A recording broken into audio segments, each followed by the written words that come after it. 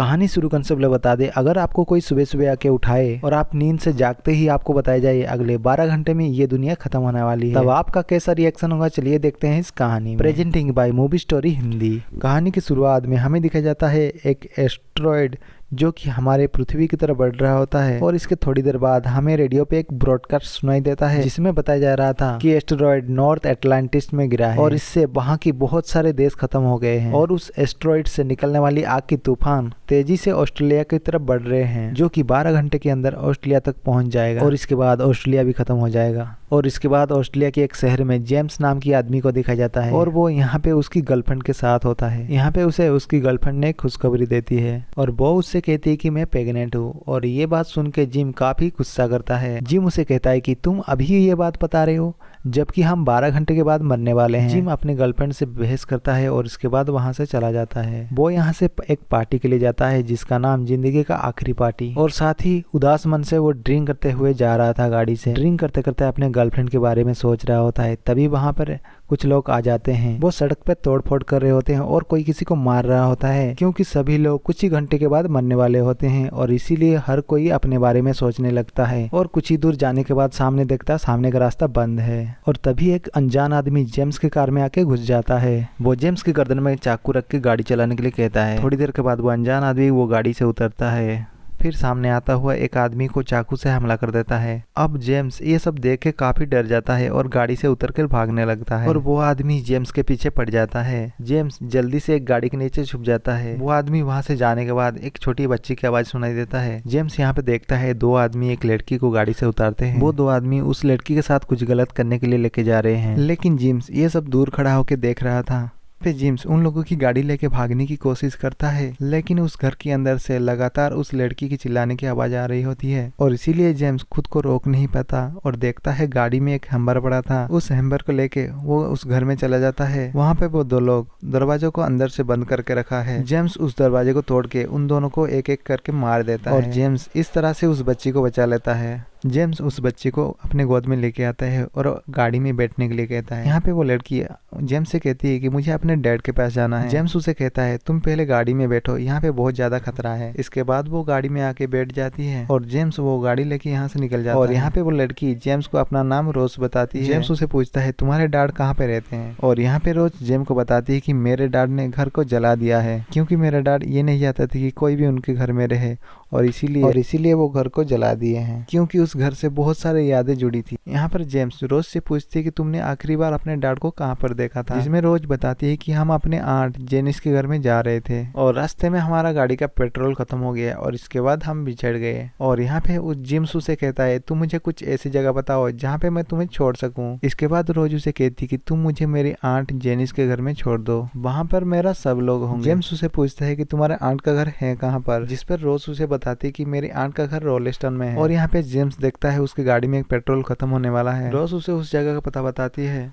जहाँ पर वो और उसके डैड पेट्रोल भरवाने गए। शायद ऐसा हो सकता है कि मेरे डैड भी वहाँ पर मिल जाए। और जेम्स वहाँ पे पहुँच जाता है और देखता है वहाँ पे कोई भी नहीं है। यहाँ पे रोज जेम्स को अपने डैड की तस्वीर दिखाते हुए कहती है कि तुम मेरे आंट जेनिस के घर में छोड़ दो। उसके बाद जेम्स उसे कहता है कि मुझे एक पार्टी में जाना है और इसीलिए जेम्स उसे कहता है कि यहाँ पास ही में एक मेरी बहन है, वहाँ पे मैं तुम्हें छोड़ सकता हूँ, वहाँ पे तुम्हें अच्छा लगेगा। फिर जेम्स उसे पूछता है कि तुम्हारी माँ कहाँ पे है। रोज उसे बताती है कि मेरी माँ बहुत पहले ही मुझे छोड़ के जा चुकी है। यहाँ पे रोज उसे बताती है कि जब भी ये दुनिया खत्म होगी मैं चाहती हूँ कि मेरे डैड के पास मैं रहूं। और इसके बाद जेम्स अपने बहन के घर में पहुंच जाता है जिसका नाम स्टेस होता है। वो यहाँ पे दरवाजा खटखटाता है लेकिन कोई भी बाहर नहीं आता और किसी तरह जेम्स अंदर चला जाता है। थोड़ी अंदर आके देखता है उसकी बहन और उसकी हस्बैंड दोनों मर चुके हैं। उस घर की दूसरी साइड पे जाके देखता है उसकी बहन के 3 बच्चों को किसने मार दिया है। जिम वो 3 बच्चों की लाश को देख के अंदाजा लगाता है कि अपनी बहन ने अपने बच्चे को मार के वो दोनों खुदकुशी कर ली। जिम्स ये सब देख के काफी दुखी होता है और रोज के पास जाता है और कहता है कि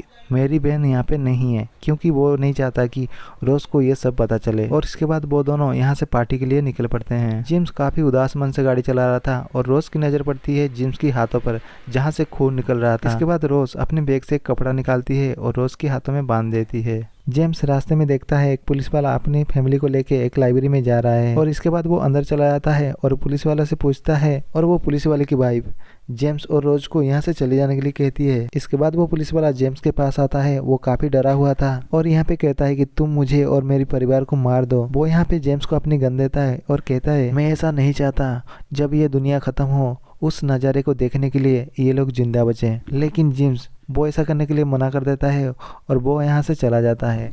और इसके बाद दिखाया जाता है जेम्स पार्टी वाले जगह पे पहुंच जाता है और यहाँ पे बहुत सारे लोग पार्टी कर रहे होते हैं। और इस पार्टी का जो होस्ट था वो जिम का दोस्त होता है जिसका नाम फ्रेडी होता है। और यहाँ पे सभी लोग बिना कपड़ों के डांस कर रहे होते हैं और रोज को ये सब देख के अच्छा नहीं लगता। और तभी वहाँ पर जेम्स की पुरानी गर्लफ्रेंड रिकी आ जाती है और रिकी फ्रेडी की सिस्टर होती है। और इसके बाद रिकी जेम्स को अंदर ले जाने लगती है और यहाँ पे जेम्स रोज को वहीं पे वेट करने के लिए कह के अंदर चला जाता है। लेकिन जेम्स रिकी के साथ वो सब नहीं करता जिसके लिए रिकी जेम्स को अंदर लेके आई थी, क्योंकि जेम्स अपने सिस्टर की डेथ के चलते काफी दुखी था। जेम्स इस बारे में रिकी को भी बताता है लेकिन वो कोई भी बात सुनने के लिए तैयार नहीं थी। रिकी उसे कहती कि तुम ये सारी बातें मुझे क्यों बता रहे हो। जेम्स रिकी की ये सारी बातें सुन के और भी गुस्सा हो जाता है। इसके बाद रिकी जेम्स को एक गैरेज में लेके जाती है क्योंकि फ्रेडी ने वहाँ पर एक सिगरेट बंकर बना के रखा था ताकि ये लोग उस तबाही से बच सके। लेकिन जेम्स रिकी से कहता है कि इससे कुछ नहीं होने वाला, उस तबाही को ये बंकर रोक नहीं पाएगा। और वो यहाँ रिकी से कहता है कि तुम्हारे भाई फ्रेड भी मरोगे। और वो ये बात सुनकर रिकी रोने लगती है क्योंकि उसे लग रहा था शायद वो इस बंकर में बच सकती है और ये उसका सपना जेम्स ने तोड़ दिया था। यहाँ पे रिकी जेम्स से कहती है मैं मरना नहीं चाहती हूँ। और तभी वहाँ पर फ्रेडी पहुँच जाता है। वो यहाँ पर अपने बहन रिकी को रोता हुआ देखता है तो जेम्स पर गुस्सा हो जाता है। यहाँ पे जेम्स फ्रेडी से कहता है तुमने रिकी को झूठ क्यों बोला। और इससे फ्रेडी को और भी गुस्सा आ जाता है। बाहर हमें रोज को दिखाया जाता है और एक लेडी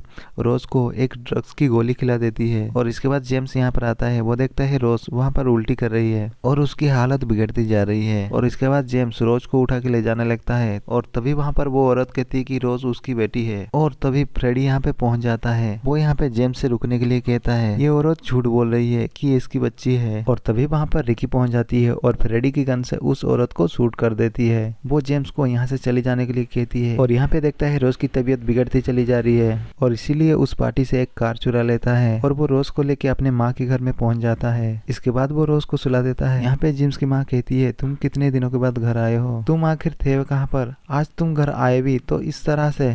यहाँ पर जेम्स अपने माँ से कहता है कि मैंने इस तरह से आने का कोई भी प्लान नहीं किया था। अब जेम्स की माँ उसे कहती है कि क्या तुम अपने सिस्टर से मिले। जेम्स इस बातों का कोई भी जवाब नहीं देता। इसके बाद उसकी माँ कहती है कि मैं कल वहाँ पर गई थी, मैंने वहाँ उस दरवाजे पे नॉक किया लेकिन कोई भी बाहर नहीं आया और मुझे लगता है कि शायद वो लोग अच्छे नहीं हैं। जिस पर जेम्स कहता है कि अपनी माँ से वो लोग वहाँ पर नहीं है, वो कहीं और चले गए। जेम्स अपनी माँ से वो सच नहीं बताता कि अब वो उसकी बहन जिंदा नहीं है। यहाँ अपने माँ से पूछता है कि क्या गैरेज में पेट्रोल है, लेकिन यहाँ जेम्स की माँ कहती है कि तुम इस बच्ची को बचा के क्या साबित करना चाहते हो। जिस पर जेम्स कहता है कि मैं बस इस बच्ची को बचाना चाहता हूँ और ये बात तुम्हारी समझ में नहीं आ रही है तो ये तुम्हारी प्रॉब्लम है। यहाँ पे इन दोनों के बीच काफी बातें होती है और इसके बाद ये दोनों हंसने लगते हैं। इसके बाद जेम्स गैरेज से जाके पेट्रोल लेता है और रोज को गाड़ी में लेके बैठा देता है। जेम्स यहाँ से जाने से पहले आखिरी बार अपने माँ को देखता है और इसके बाद वो यहाँ से निकल जाता है। और यहाँ पे रोज जेम्स से सॉरी कहती है, मेरी वजह से काफी तुम्हें परेशानी उठानी पड़ी। और साथ ही उसे कहती है कि तुम्हारी पार्टी वाली गर्लफ्रेंड अच्छी नहीं थी।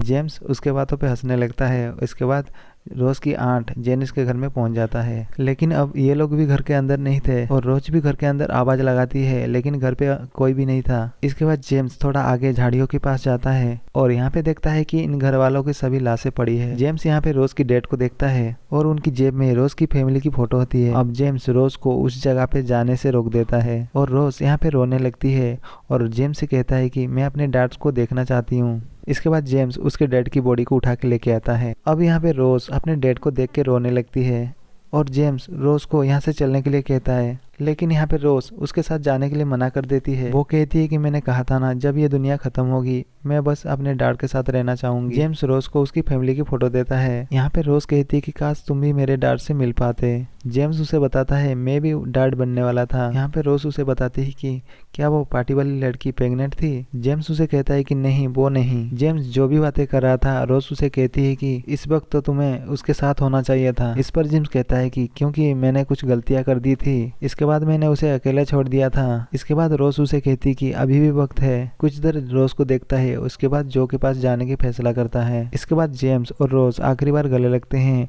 जेम्स यहाँ से जाने लगता है। यहाँ पे रोज जेम्स को आवाज लगाती है। वो उसे कहती है मैं तुम्हें तब तक देखता रहूंगा जब तक तुम यहाँ से उजल ना हो जाओ। रोज जेम्स से कहती है कि क्या तुम भी मुझे देखोगे, जिस पर जेम्स उसे हाँ में जवाब देता है। जेम्स यहाँ से जाने लगता है। रोज उसके गाड़ी के पीछे भागने लगती है। जेम्स रोज को गाड़ी की साइड मिरर में देखने लगता है। अब जेम्स रोज के बारे में सोच के रोने लगता है। उसके बाद उसकी गर्लफ्रेंड जो के पास जाने लगता है। अब जेम्स की गाड़ी में पेट्रोल भी खत्म हो जाता है। इसके बाद वो पैदल ही भागने लगता है। अब वो बीच के पास पहुंच जाता है और देखता है जो वहीं पर खड़ी है। अब वो आग का तूफान तेजी से इनकी तरफ बढ़ रहा होता है। जेम्स जो के पास जाता है और उसे सॉरी कहता है। जो उसे धक्का देती है और उस पर गुस्सा करती है क्योंकि उसे अकेला छोड़ के चला गया था। इसके बाद वो दोनों एक दूसरे को किस करते हैं और आग का तूफान इनकी तरफ बढ़ रहा होता है। दोनों एक दूसरे को गले लगाते हैं और खड़े हो जाते हैं और आग का तूफान आके सब कुछ खत्म कर देता है और इसके साथ ये मूवी भी खत्म हो जाता है।